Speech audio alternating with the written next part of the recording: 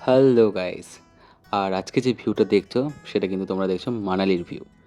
কিন্তু আমি কিন্তু মানালি যাইনি।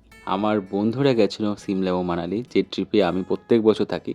বাট সামহাউ রিজন এই বছর আমি যাইনি।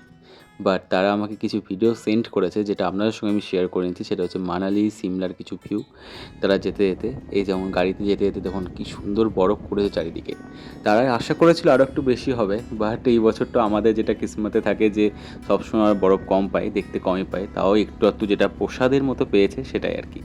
তো ওটাই আমাকে একটু শেয়ার করলো, আর এটা আমি আপনাদের সঙ্গে শেয়ার করছি।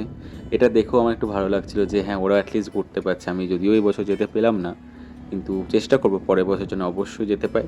তো সিমলা এবং মানালি তারা ঘুরে এসেছে। আর এই হচ্ছে সেই লম্বা টানেল।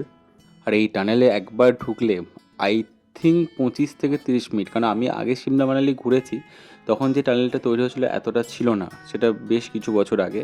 এখন যে টানেলটা তৈরি হয়েছে সেটা দুটো পাহাড় আই থিঙ্ক কেটে তৈরি হয়েছে। এটা অনেক লম্বা টানেল।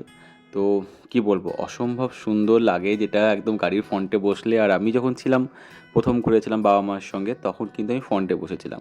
আর আমার চমৎকার লেগেছিলো। কিন্তু এইবার যেটা চ্যানেল দেখলাম সেটা কিন্তু পুরো রেডি হয়ে গেছে, আর এটা দুটো পাহাড় জুড়ে। আর যেটা ডিস্টেন্সটা অনেক কমে যায়। তো এই পাহাড়টা এখানে আছে। চলো দেখা হচ্ছে পরের ভিডিওতে। Thank you so much for watching.